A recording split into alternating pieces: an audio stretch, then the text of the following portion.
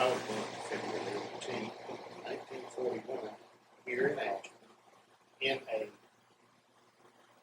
home, private home, where my parents lived at the time, which stood for many years, but has been torn down. I lived here till I was, I think, 5 years old, and we moved from here to Smithville, Georgia, and we lived there.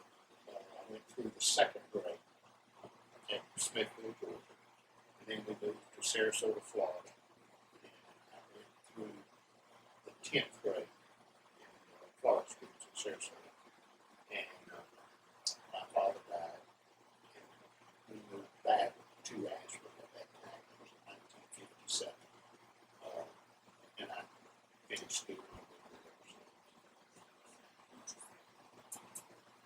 If you're going to be talking towards them, can you move your mic to the other side? It's not picking you up.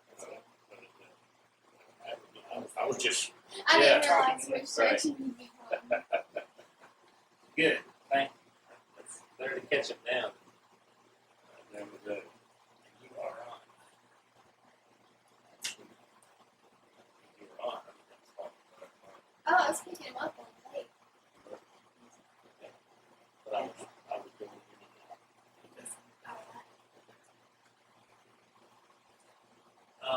All right. So, and you're married. Yes, I'm What's married. your name? Janice Adair. She was Janice Dry Adair. We graduated from high school together and got married out of high school. So it's 40 years. Had two sons. One who lives here in Asheville and is in business with me for he and his wife. And my youngest son lives in a place called Kathleen, Georgia, here in Their names. Alan is my oldest son, and Kathy is his wife. And my youngest son is Richard. His wife is Lori. They have one girl who is 7, and is named Rebecca. And Alan and Kathy have one son who's 19, Benjamin. Everybody knows about Benji. Now, you mentioned that you came back here and went to high school here. Right. And then did you go on after high school, or did you just No, get into the working world? I went into the working world.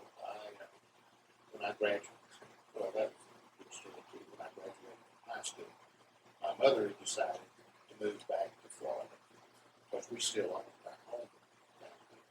So she wanted to go back down there. So we went back, and I had met my wife, and we had started dating the last few months of high school. And so I went back to Florida and decided I needed to go back to Georgia. So I left Florida. I left down there with rode a bus from Sarasota back to Asheville with no job and about $20 in my pocket. But I had to go to Georgia, so I came back. And within a week that I was back, I got a job at Hobby's clothing store, clothing store, department store, and started working for them. And as it turned out, I ended up staying with them for 30 years. They sold out, and I will stay with them for 22 years. And then they sold out, which I was going to buy it at the time, but at the time my wife was having some severe health problems. And so I decided, well, I'll just put it this way. Lord wouldn't let me buy it. I had everything committed, money and everything to buy it. But the Lord just kept whispering in my ear, you don't need to do this. I could not buy it. Couldn't feel it coming. And 2 weeks after the other lady who did eventually buy it, 2 weeks after she took over, we found a that's why if I'd have bought it, I probably could never have made a go of it because with her in the shape she was in, I could not have won that program as big as it was. With the ladies were was without her. So I did not buy it. And then I worked with the lady Ruth Raines, who brought it in. I worked for her for 8 years, and then I bought a hardware store, which was now 13 years ago. And been there ever since. I never went to college. Never read it. At the time, most people did not put as much emphasis on further education. And I always loved athletics, loved basketball, played basketball. And at first I thought, I'd love to go try to play small college basketball. I loved it that way. The thought of schoolwork didn't exactly. Basketball sounded great, but needless to say, I was not a great student. I did not apply myself. I couldn't. So then I went to work. So you graduated from high school in 1950. and at that time, can you talk a little bit about what daily life was like in Ashburn at that time? Things you remember about? Thing, of course, I was fortunate enough to be. The 50s was absolutely the greatest time growing up in my home. We had some great times. You always have people telling you as you're growing up, the most fun you'll have is when you're in high school. Of course, I do not believe that, but in retrospect, that was the most. And the 50s was a great time because during that time, there was not as many pressures. There was not as it was just an easier time. You did not have the pressures. You were discipline to me was still very strong, both mainly from home and in the school. At that time, when I was growing up, if I got in trouble at school, they could say, well, we'll whip you, we'll hang you, we'll set you on fire, we'll call home. I said, do whatever you want, you don't call my parents. Because I knew there was never any question. If they said I'd done wrong, then I was wrong. Because and so the discipline, I will tell this story, that a friend of mine and I, her name was John Vance, was in a history class. And it so happened the teacher was also the football coach. And big man, 6'4", 230. And he played college football, so he was a man. And he normally gave notes. At this time, we were in class at back. So he says, okay, you can act like third graders, I'm going to treat you like third graders. So we were reading, each taking a part and reading it in class, going down each room. Well, John and I were a little bit fun-loving also. So when I started reading, he started aggravating. And flew my hair, thumping my ears, and he was behind me. So everybody was getting a kick out of it. So when I got through, it became his turn. So, I got to repay him. So I really, Coach Robinson, Don Robinson, was his name, was sitting up there about half reading, never saying a word. So with about 15 minutes to go in class, he stopped the class and says, okay. He says, I want to see Mr. Adair and Mr. Vance in front of me. So we go up, and he pulls out a paddle, which is a 1x4 about 3 foot long with a handle carved and holes drilled in the end. So he laid it up there and he says, okay, y'all get to give each other 5 licks apiece. Says, if it's not as hard as I think it should be, then I'm going to give you 5 of these myself. So John and I, knowing him, said, we did not say this to each other, we didn't have a chance later, but we both knew we were not going to let him get a hold of us. So we really put one on each other. We couldn't sit down for lunch, which was the next class. And the purpose of this story is the next day we were still as good friends with him as we had been. Still respected. We had a big kick out of it. Matter of fact, every day for a long time, when we went to that class, he would say, Mr. Adair and Mr. Van Zandt, would you care to entertain us for a while? No, sir. So, I mean, and that's what I'm saying, the discipline. We felt no animosity toward him. He disciplined us. We knew we deserved it because we had disturbed and broke up the class. And I guess that was the when I say lack of discipline or the discipline of that day. And we did not hate him or anything.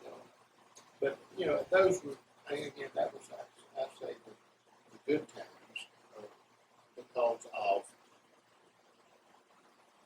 the more unity, I guess you could say, because between teachers and students.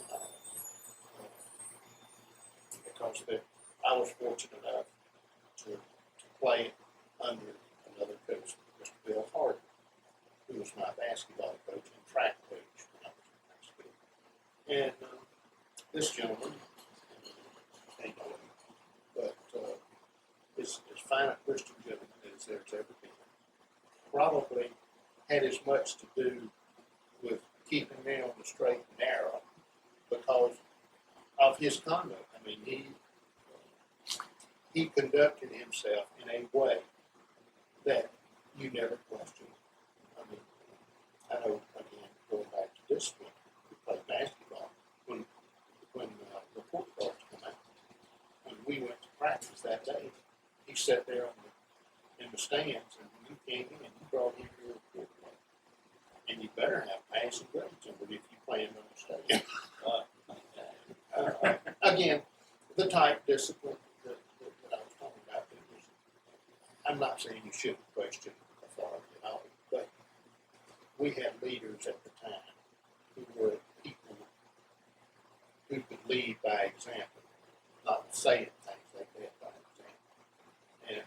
And Mr. Hart, like I said, was one of them with whom I have a great deal of respect and to this day.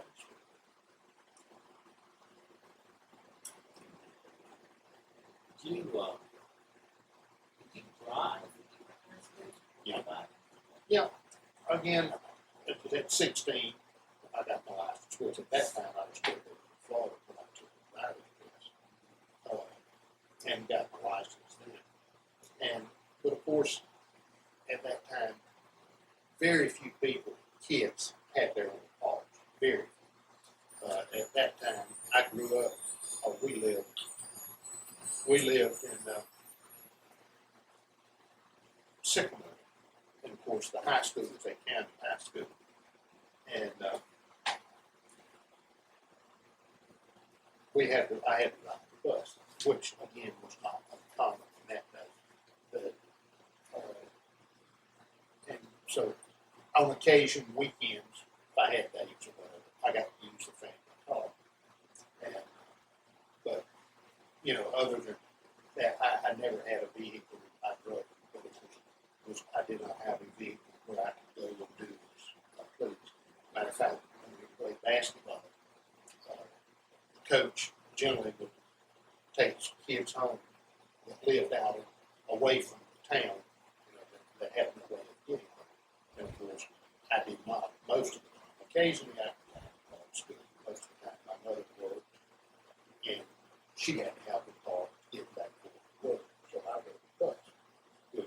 this day and time, about nobody rides a bus except young kids. So, Brilliant. but again, we had driving at that time was really a privilege. There's, I knew better than to get in trouble because that privilege was pulled automatically. So that, you know, you better not get caught speeding or get a ticket for anything. I know those. My father, before he died, would always, I don't know that I can ever remember him raising his voice at me.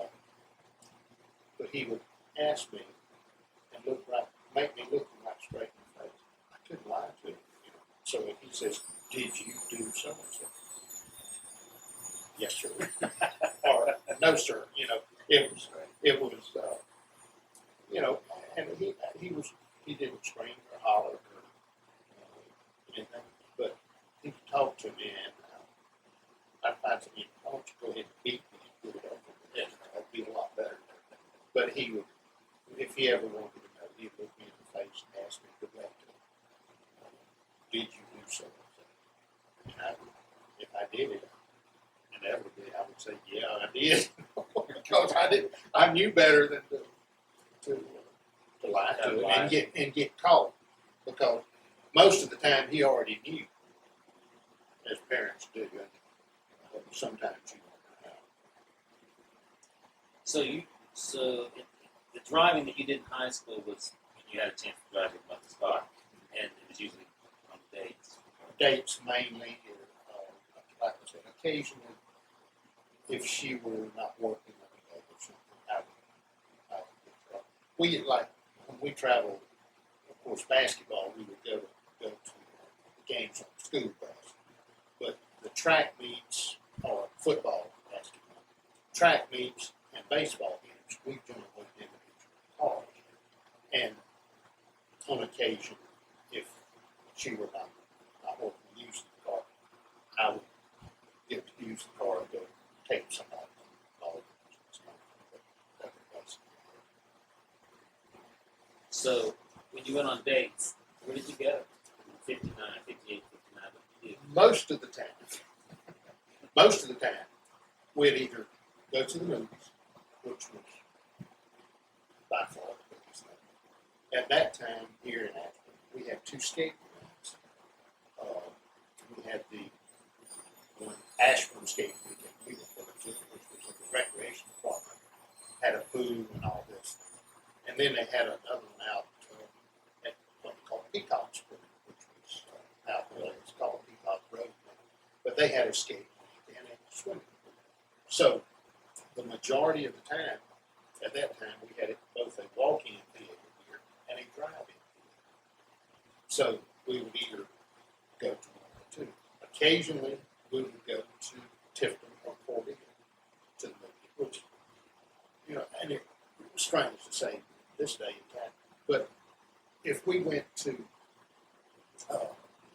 Albany, that was a trip, a weekend trip, you know. And now people think nothing, and I'm guilty of doing the same thing. Decide you want to eat out in a restaurant you want to eat at, so Albany, so go to Albany, eat a meal, and come back home. But in those days, probably 90% of the dates was done around in Asheville, either to the movies or to the skate or, you know, something like that. It's strange, and I can have, well, most especially my grandson date now, what it takes just to go out. In those days, if I had $3, I was well off. We'd go. A great date. Yes, sir. We'd go. I'd get $1 worth of gas, and gas was approximately 15 to 20 cents a gallon. Cost 50 cents each to get the show, and then you could go get a hamburger and Coke, two of them, you know, for $1. So, you know, for $3, I was home, man, we could go ahead and had a good time. I mean, of course, the difference in most of the time in dating, when I was dating, I was not in a committed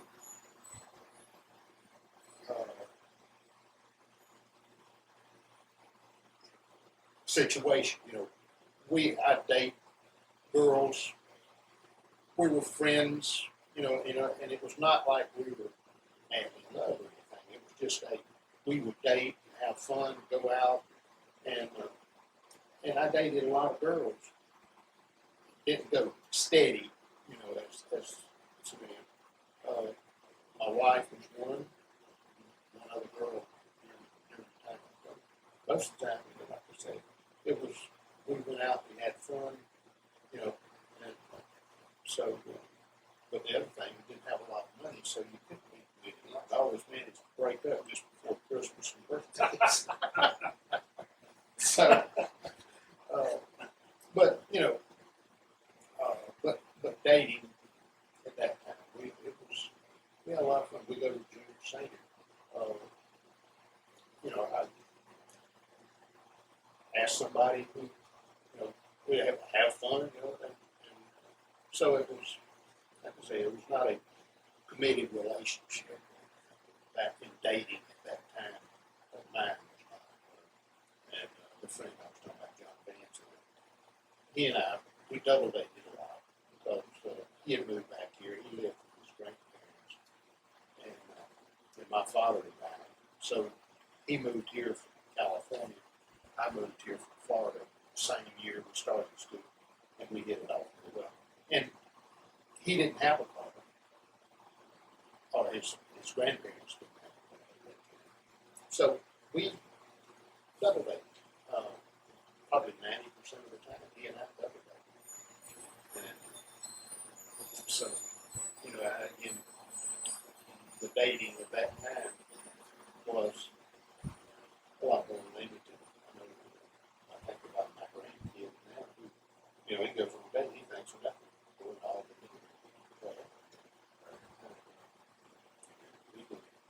we were out of town.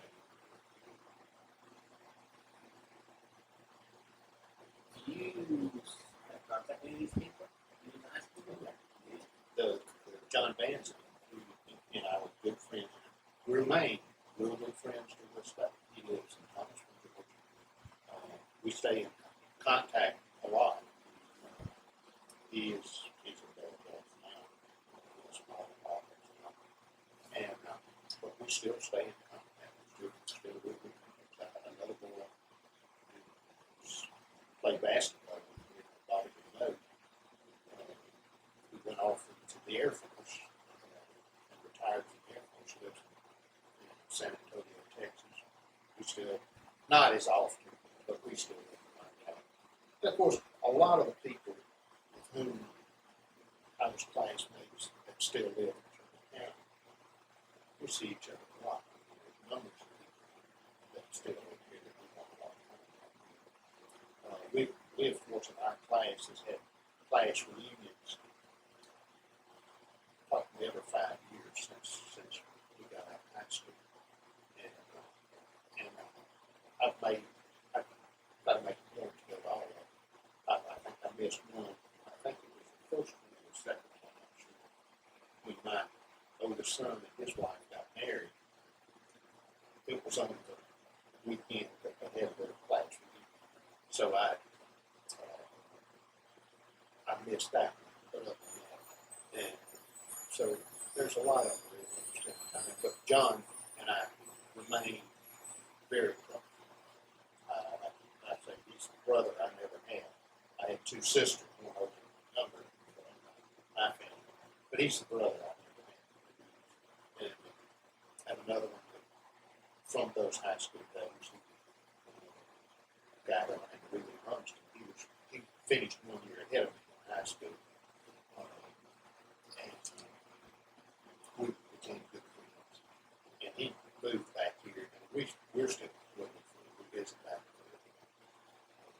there. But yeah, there's a lot of people. We've lost very few out of our class for death or whatever. But what has come out going to high school here, one of the things that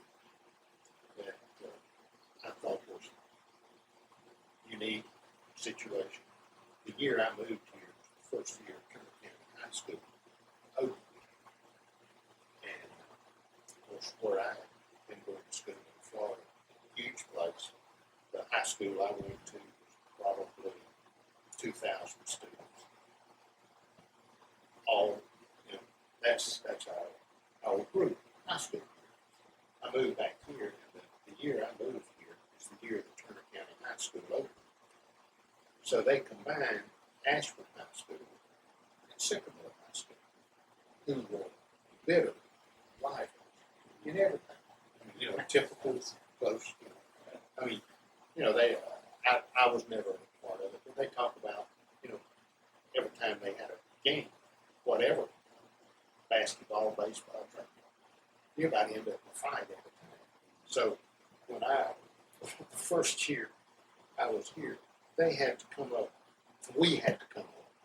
with school colors, school alma mater, a lot of things that pertained to what was going to be Turner County High School. And I thought it was hilarious, the rivalry, and we had sat down to start trying to decide these things, whether it was school colors or somebody from one school would suggest something, the other school, no, we can't, we're not doing that, and vice versa. I thought it was hilarious, but by the same token, it finally ended up very good by our senior year. That was my junior year. I know there was a lot of animosity in the basketball team because it so happened that the varsity basketball team ended up having 2 boys from Ashford and really 3 from Sycamore, because I was living in Sycamore. I was never considered one of the Sycamore boys because I'd moved in. I did not play at Sycamore. And there was some hard feelings because, one school said, well, they ought to have more from this school, from Ashford. This one said, no, we ought to have more from Sycamore. So it was a strange experience for me coming into a school where there was some animosity between the same groups. Right. All coming together. And they, for a while, they could not agree on anything. And I thought it was funny, personally. But it turned out, by our senior year, we had a good speed. It got over that. But I'd say the first half of our junior year, or my junior year, it was quite fun. It was the first year of Turner High School, which was where? Where it is now? In Asheville, yeah. Same school. They've updated and refurbished and all, and added to, but it's the same high school. When you came back and went to work for the clothing Hobbies. Right. Where was it? At that time, it was on Gordon Street, 141 North Gordon Street. And the people who owned it, Mr. Clyde Hobbies Sr., had started, actually, he and his brother had started Hobby Clothing in Sylvester, Georgia, was where they were from. And they had decided to expand, so Mr. Clyde Hobby Sr.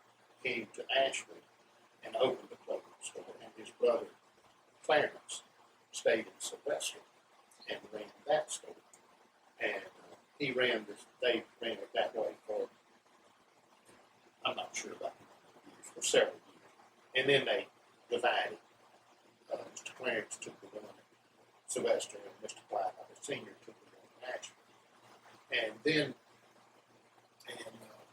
when Clyde Hobby Jr., when he came back out of college, he went in with his father. So it was the father and son when I started working there in 1959. And they moved they opened on Main Street, Highway 41, and then moved, I think it was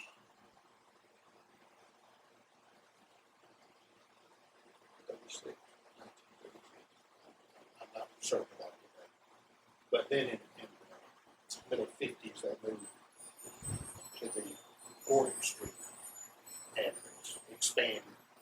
And then we moved in 1971, Clyde bought the building on Washington Street. And well, again, which was an expansion. It was a lot bigger store than we had up in Gordon Street. And we moved from Gordon Street down to Washington Street.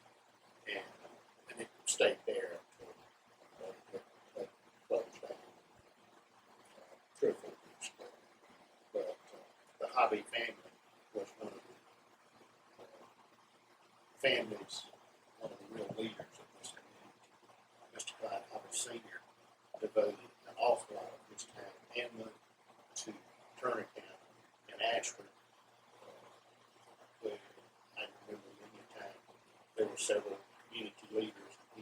There would be something that come up. They needed something for the town, whether it was land for an industry or I heard him talking about the gymnasium now that's at the alternative school. They needed a new gym. So the community, the business leaders, they all went in and chipped in the money and got it built. I know when the original Manhattan Shirt Company built a factory here, late 50s, but basically the same thing. Mr. Clyde Hobby Sr., Dr. Lamar Ray, Fat Ray, he was a pharmacist. Mr. Alex Story, Mr. O.P. Stewart. I'm sure there were some others, but those are the ones that come to mind. They just walked around, got together, walked around and said, okay, we need this land, we need this building. I'm putting in X amount of dollars. Where's yours? So they'd come up with money, and they done it. And so Mr. Clyde Hobby Sr. Served as chamber president for many years. Again, really during the days when our community was really growing, that group of men I named, they were some tremendous leaders there. Another Mr. Robert Davis, who was in the school board. He was the head of the now Golden Peanut Company, but it's been through several. But he was another one very instrumental. And like I say, these were the type leaders. These were men who, when something needed to be done, there was not federal grants. You didn't hear of all this stuff. They just said, we need it. Let's get it out. And so they were community leaders at that. What was downtown Ashburn like at that time? But when you went to work down there, you were on Main Street, 41 and 59, I guess. no, now when I went to work, it was already on the Gordon Street. Already Gordon. Okay. Because I started working in 1959. There was numbers of businesses. At that time, we would do probably, I would say, 65 to 70% of the business we would do on Saturday. When I started working there, we'd go in at 8 o'clock in the morning. And on Saturdays, we were there quite often until 11 o'clock at night. Or until people stopped coming. Now, if it was 10 o'clock, fine. If it was 12 o'clock, then we stayed until then. You could not find a parking place in Ashburn. Many people would come to town on weekends. And that was how you communicated. There was not a lot of televisions. There was not, so to get community news and visit, they come to town. And you could hardly walk in the streets of Ashburn on Saturday afternoon, Saturday night for the people on the street. Go to find a parking place. See people riding round and round and round, wait for somebody to leave.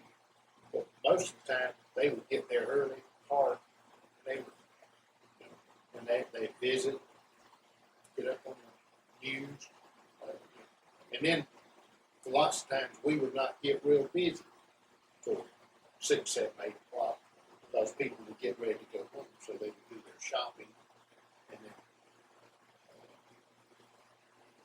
load up, go home, buy their groceries, and do their banking on Saturday. All changed.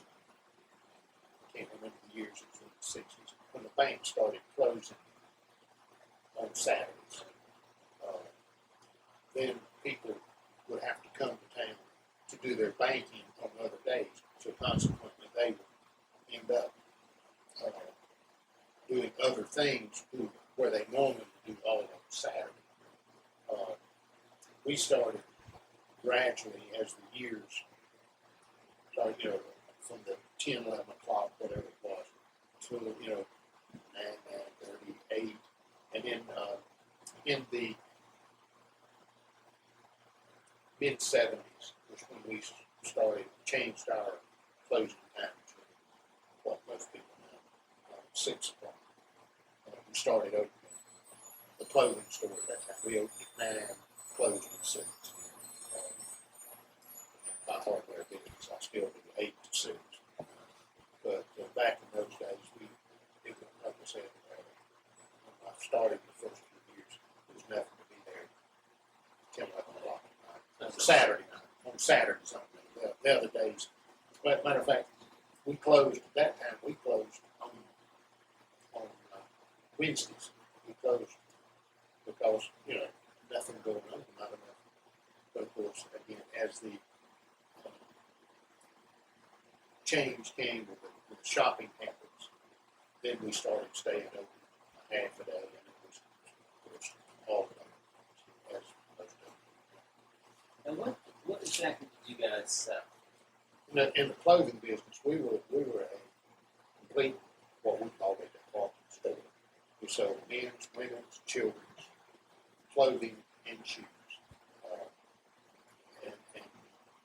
And when I first started, they still carried notions of which was sewing, cloth, thread, needles, that kind of thing. But again, as it changed, it finally ended up being clothing and shoes. Our store, we tried to do what we call mid-grade, not the extremely high-priced stuff, more the ultra cheap.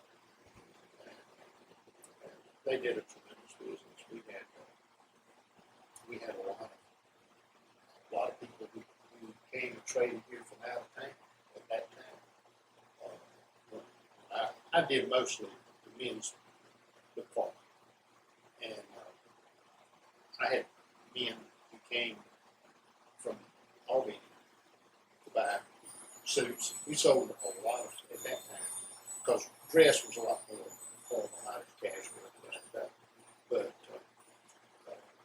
come buy suits for those come from Albany to buy from me. And Why? selection service. I know that as most small towns, that's the only thing we got to sell is our service. Anything they can buy here, they buy anyplace else.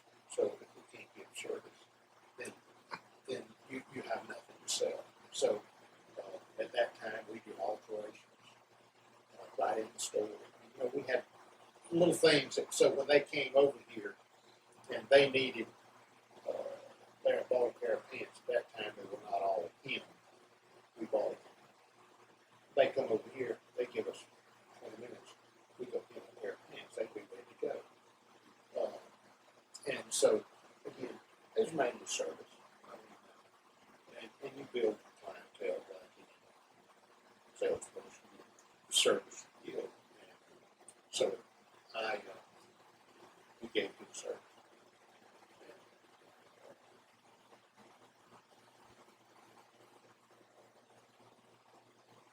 The hating of 75 came through.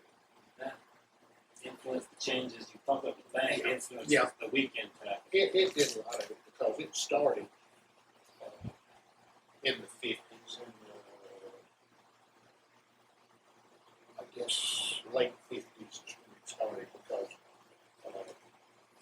started after I moved back. And as 75 was completed, all the businesses, not all business, but a lot of the business started shifting towards 75. Of course, at the time it was completed, there was nothing in 75 out that way. Everything was on the Washington Avenue, Gordon, and Main Street. And as it was completed and as years went by, anybody that was going to build a new building, they moved towards 75. And so that influenced it. The other thing it provided a lot of easy, fast access to other towns. So as we became more mobile society, as we were talking about a while ago, like Dayton, back then, if you went to Victoria or whatever, it took a while. But then at 75, it went up, 15 minutes, you'd be in either place. So, and people have a tendency to want, if they want to go shop, something about going shopping where they go to another town just is another enticement to go out of town. And I think that was a lot of the case when I was talking about at hobbies at the time. We had a lot of business, and it was nothing more than, of course, we gave service. But the other thing is people have a tendency to go shopping. Go somewhere. Go somewhere. Okay. So they tell me that for the Cordell or Tipton, Albany, people will go, if they in Albany, they'll go to Macon. If they in Macon, they'll go to Atlanta. So we're a mobile society, which going is the key word. How far is all? Albany from here is approximately 36 miles. Yeah, so it's close. Again, until you think about 40 miles back in the 50s, that was, again, attitude. It was a long ways off.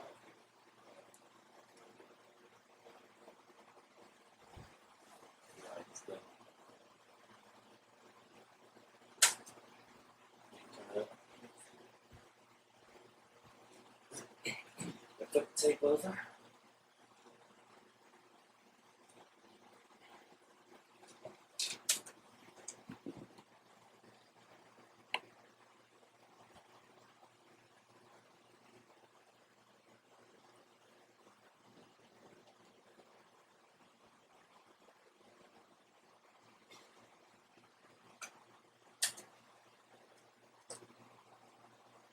How doing, Ira?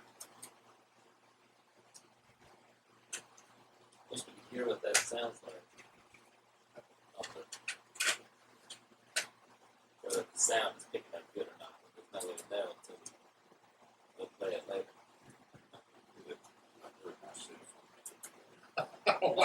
I don't sound like me when I do that. I know I've called, of course, this day and time, once again, all the electronic calls.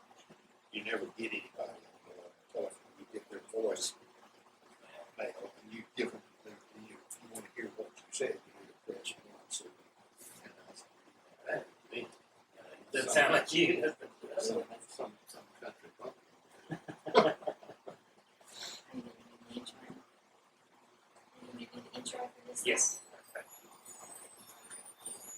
Okay, this is William Wilder again, interviewing Charles Adair at his home at 660 Cedar Drive, Ashburn, Georgia. This is side B of this tape, continuing our conversation and dialogue about business, Ashburn, etc.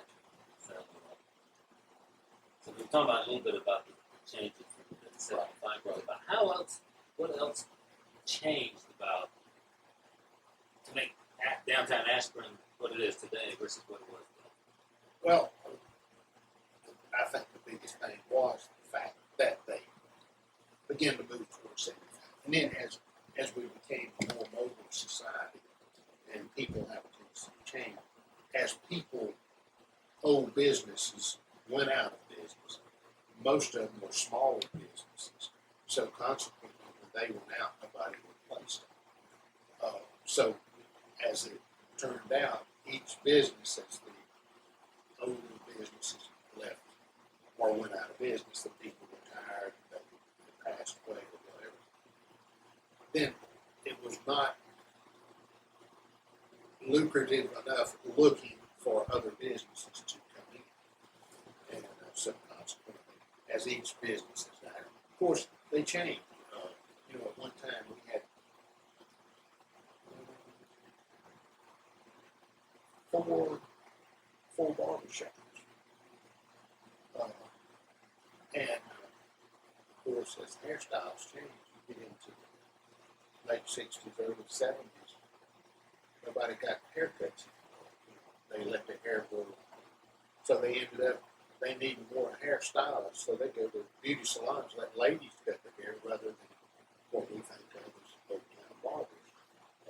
I know my father-in-law was a barber here in town. We gave him a hard time about it, that he cut till the hair came out. So consequently, he used to want to cut my boys' hair, which both of them come along with that time. They had long hair, and they wouldn't get in the football field. but things change. Society has changed, and so that was another thing. We've got one barber shop. Back in those days, we had, I know of at least four. I can remember at least four. We had, let's see,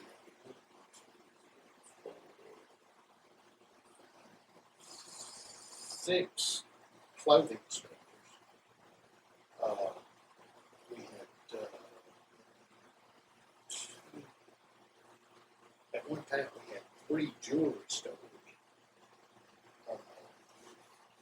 We had an Army surplus store that was getting good business. We had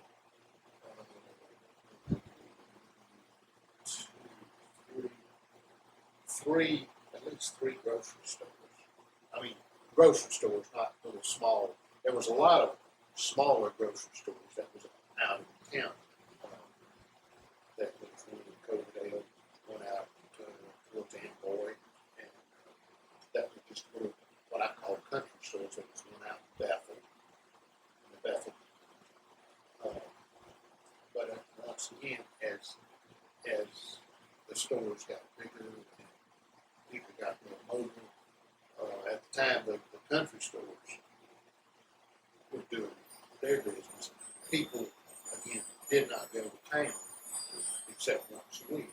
So if they needed milk or something, they just run like clothes because they didn't have time to run the town or would not take the town.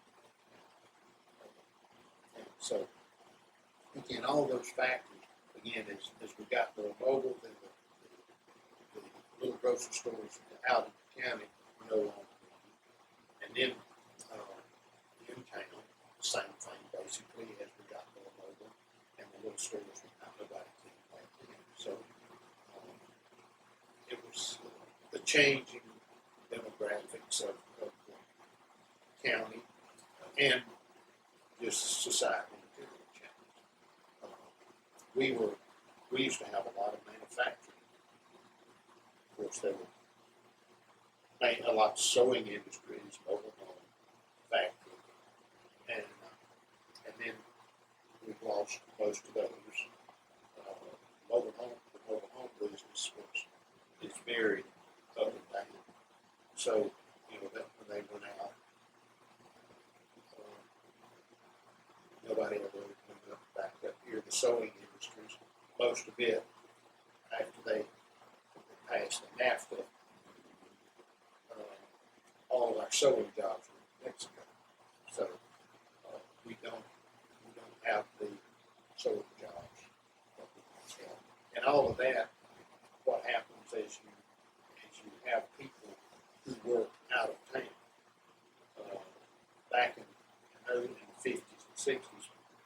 we did not have a lot of people that worked out of town. Nowadays, as we've lost our jobs, they go to Tifton or Cody or wherever they work. Well, you're going to do a lot of your shopping where you work, because if you get off at 5 o'clock, by the time you get away from the job and drive back to Ashland, it's time for most of them to close. So they'll stop where they work, pick up, whether it's dry cleaning or groceries or whatever. Lots of times, it's just more convenient to stop and do it there. So again, that's what, in my opinion, is the changing of line. If people work out of town, they naturally shop more out of town. When you think back to your time at the clothing store, are there any particular incidents or events that happened during those years that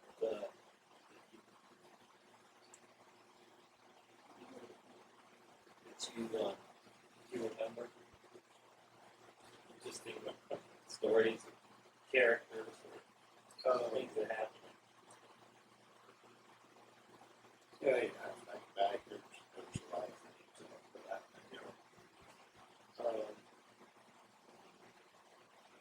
I have one guy that comes to mind.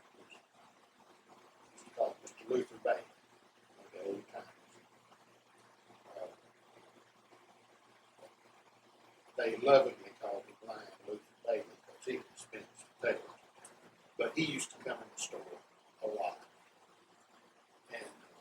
And lots of times just to talk. And he could tell some stories. You never were quite sure where the truth ended and the fiction began. But he was a very interesting fellow.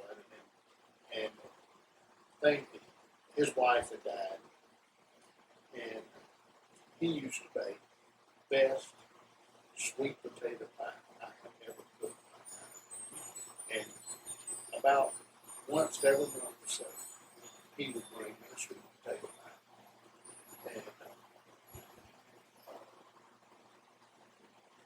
And he was an interesting character.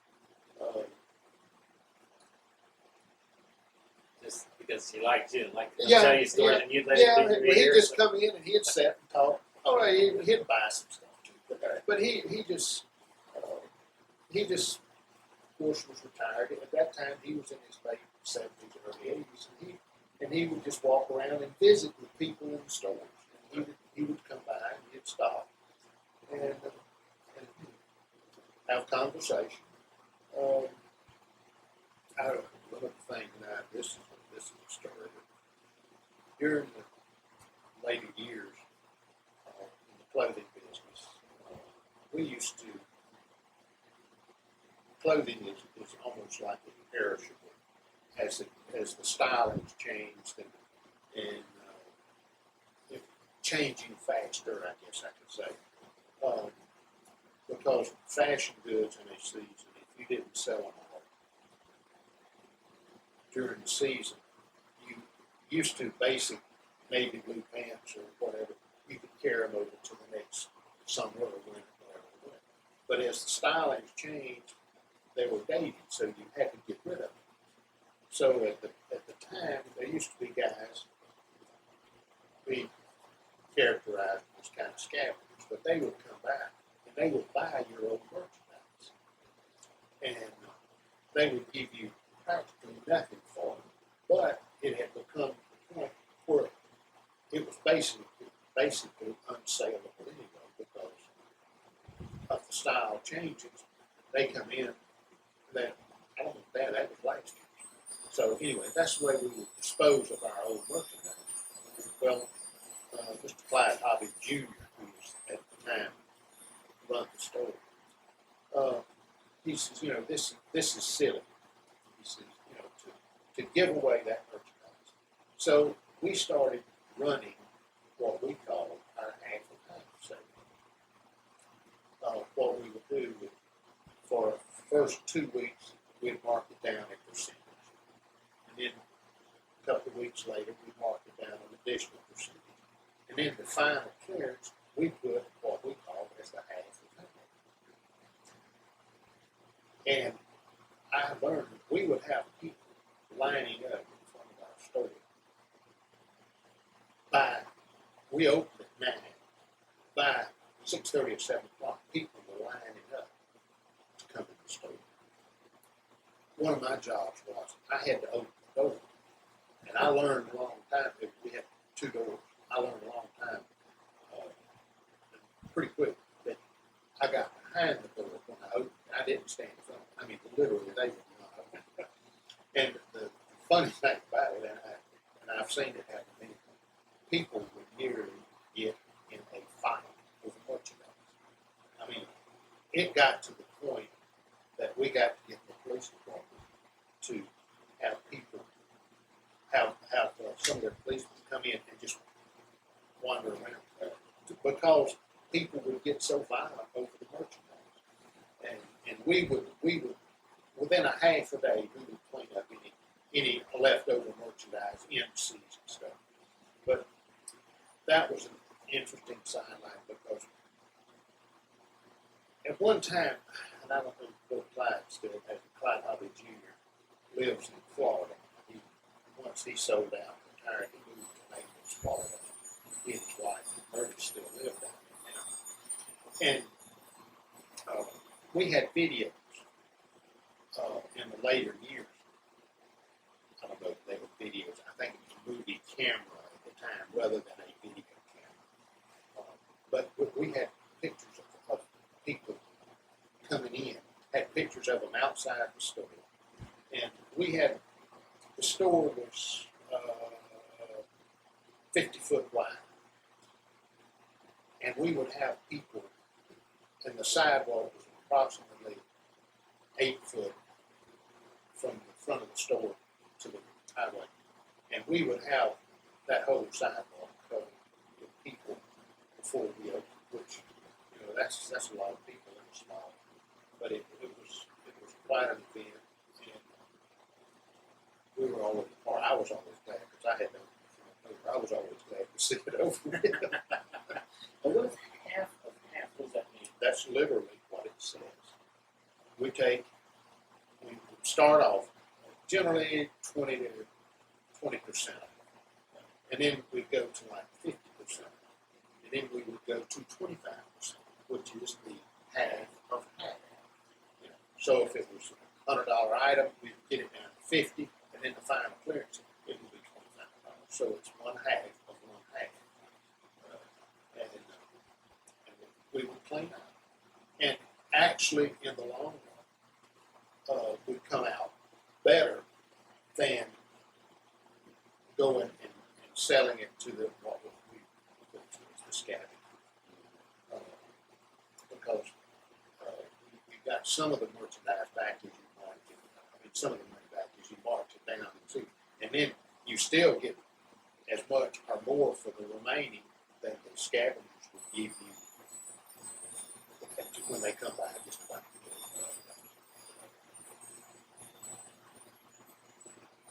it. And you, all right, so during this time, you were raising Two sons. Two boys, right? So anything through the school system, you know, so any interesting stories you can tell us about what school was like when they were going through school? Yeah, we were, well, when both of them, and I'm sure I'm prejudiced, they were boys, I'm not sure. But they were both pretty good athletes. And so we had a tremendous time. We followed, but of course, I followed high school athletics long before they got there. I went until, I think it was like 16 years, I didn't miss a high school football game. And it was long before even mine. And my oldest son, Alan, who was in business, played football, and the only state football championship we won, he was the quarterback of that team. And he played it all, basketball, baseball, and football. My youngest son also played football. He was quarterback, defensive back, and played baseball too. But we had some tremendous fun following him all over different athletic levels. I know the year we won state, they won 13 games, over 13. And out of those 13 games, if I remember correctly, there was 9 that played in some form of rain, whether it was a sprinkle or a downpour. And they had good football. They had a good coach, but they had a lot of good kids, a lot of dedicated kids. I mean, they were. Again, what I always, and you see, to win is like anything. They were a team that they all had their eyes where they wanted to go, and they worked for 2 years. The year before they had a real big season, and then the next year. But we went to you go for about one thing I will never forget. We went to, I can't remember where it was at, but we left here running the air conditioner in our car, and by the time the half of the football game, everybody was looking for jackets. If the wind got to blow, they actually tore up some bleachers, those old rock bleachers, and put in a trash can and build fires to stay warm.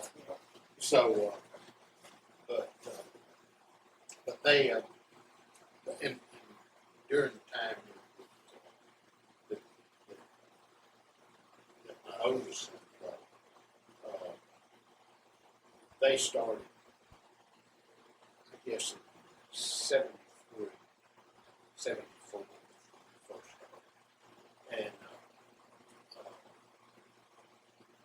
we were known in the high school field as having the best football players in the state. We were the envy of a lot of people. We had a real good coach, but we had some really good teams at that time too. And it continued on pretty much through the 80s. That my youngest son played. They won region championships. They never went to state. They went to playoffs. I think every year he played. Started through the year.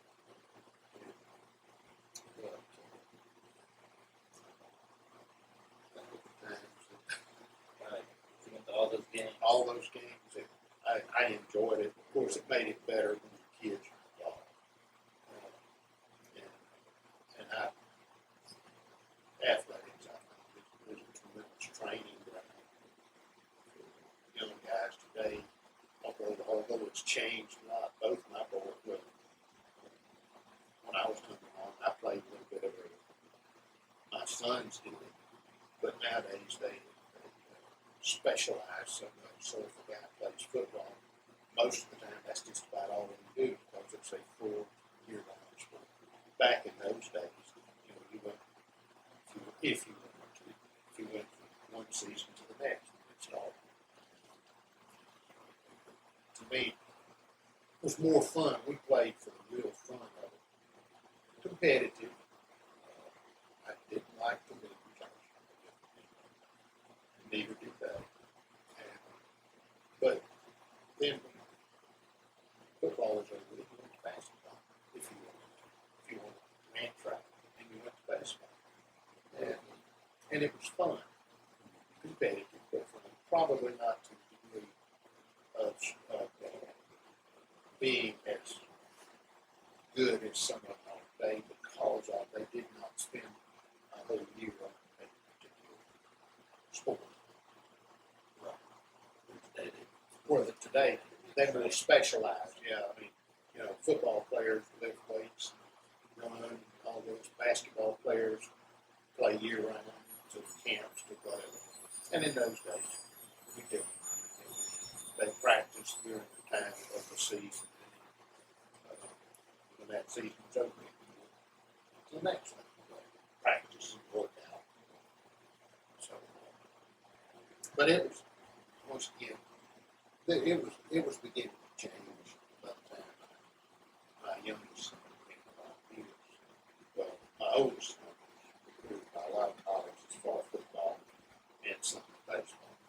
but he chose. He had a lot of his dad. He chose not to go to school. And I know my youngest son, that was still fun. To me, it was fun. When he graduated, there were several colleges looking at him as a fun. And there was a college up in North Carolina, Davis. And they came down and told him, son, you can be my son next year. But on his SAT, he only scored 1,000. And I think at that time theirs was like 11 or 12. And he always said, he said, I never thought I'd be too dumb to play football. But he ended up short of college. But I thought that he said, I never thought I'd be too dumb to play football. And so those were So now you're in the hardware. yes. So tell me a little bit about how that came about.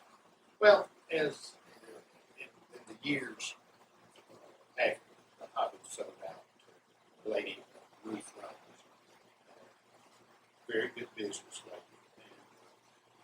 But I saw immediately, as I did not buy hobbies and go into business, that, unless I did something else, I was going nowhere. And the hardware business, when I got to check it out, I heard this guy was really sell out. It's a good investment. Most basically, I'm an Ace Hardware affiliate. And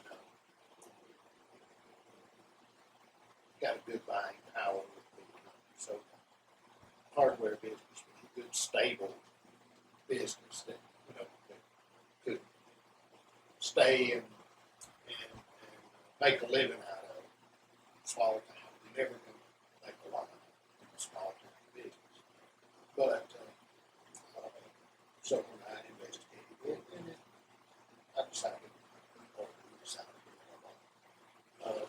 that we would do it. And so then we were in business 8 years, 9 years. And my oldest son, who had been to school for heating and air conditioning business, had worked commercially for several years. And then in Chris County, he had been in charge of the Chris County School maintenance. He worked with them for 10 years. And he had gotten another offer to go into another field. And he did it almost 2 years. And he decided that wasn't for him. So he asked me, came to me and said, could we do heating and air and hardware? But we investigated it to him. So that he came in this 4 years ago. And started the heating and air conditioning business. So it's evolved into Ace Hardware and Ace Heating and Cooling business. We've not been able to this is my 13th. So hopefully we'll get it. So that business stays is good. Yeah, it's a stable business, like I said. Any small town business, as we've talked about before, in old businesses, as each one has gone out, there's not been one to replace it. So when you lose businesses, you lose traffic. So consequently, when you lose traffic, you don't have the potential to do the business. Our county is roughly 9,000, where a few years ago it was over 10. So, as we've lost jobs and lost businesses, we've also lost population. And although they're pretty aggressive right now trying to change that. The hardware business, I feel like, is stable. We don't have a lot of peaks and valleys. It's fairly stable. Clothing business was a lot more peaks and valleys. You had seasons, Christmas, Easter, things like that. back to school, there's tremendous seasons where you have peaks and valleys, pretty high peaks, pretty low valleys in the clothing business for the seasonal stuff. Hardware, you don't have as you have them, but they're just not as drastic as it was. Heating and cooling is pretty seasonal. Cooling, man. Right. Everybody wants that. So, when you think about the future of Ashburn and the future of Turner County, what do you see happening around here? I guess probably the biggest thing I see until we can get to working together, our city, county, I don't see a lot of change. It's going to be tough. Again, once you lose businesses and you lose population, it's going to take something fairly drastic to turn it around. That's when I said the people we got working right now seem to be aggressively trying to turn that around. So I feel like if we can get some things that would give us some jobs, that would be the first thing. But it's going to be hard again because it's going to be a long, drawn out thing. I think the technical school here will help because it takes more skilled labor today. And we lost all of our, what I call our good average person jobs, all the sewing jobs and that kind of thing. We lost them. So now it's going to be more technical. The college that's here will help because it will hopefully train in some skills so that we can get more trained potential employees for businesses and just get more specialized. So I feel like if we can do that, I think well, I don't think we'll ever be a big community anyway. Because of the way everything is going today, from what we know of this farming, you have very few individual farmers. We've lost a tremendous amount of farmers because they can't make it because of droughts and whatever. So when they leave the farm, then the bigger farmers just become bigger. Same way with business. If you look around, you look at all the buyouts and stuff where businesses are getting bigger and bigger. And the mom and pop type businesses, the individual businesses, which is what our country is really founded on, are becoming less prevalent. You're finding that, as say, the big get bigger, we'll get out. Everybody in our, I'll say this, Walmart, people think about, oh, that's such a great, but they're killing businesses, not only from the standpoint of when they go into a town, a lot of the individual mom and pop type businesses, they go out, then they dominate the manufacturing because what they can do is just take the whole manufacturer's production. Then if they decide they don't want that particular item anymore, when they drop them, then that guy's out of business. So, but it just goes back to the big guy eating up the little guys. I think if we can get some stuff going, so we can get some jobs, I think Ashland will be all right, but I don't feel like it'll ever be a thriving metropolis like all Memphis. I don't see that. Well, I really appreciate you taking so much time to chat with us. Is there anything else that you would like to add about your experience of living and growing up in Turner County, and particular things that you would want students to know about? Other than I do who say, and I see it a lot now. Small town, I've lived in a big town, grew up in a big town. I still like small town life. I like, we got some of the best people, to me, in Turner County that you ever find anywhere. And if you don't believe it, you just have some, a crisis or something, and need some help. Greatest people in the world. And a lot of, I'm seeing more and more of it. A lot of people who either grew up, graduated with me, or in later years too, they move off, and they can't wait to get away from this hick town. So they go off, they live, they work someplace else, and as they get older, all of a sudden they start coming back to Turner County. You know, hey, this was not such a bad place. So, the only thing I would say is the big city lights and all that way, but there's a lot to be said for smaller communities. I would not go back to a big city. Anything, Sarah, you want to ask? No? Or anything you want to ask? All right. Well, the only other thing I need to do is get you the sign, if you would. I don't know if I mentioned this before, but these, basically, let's just put it in the high school. I'll sign it too.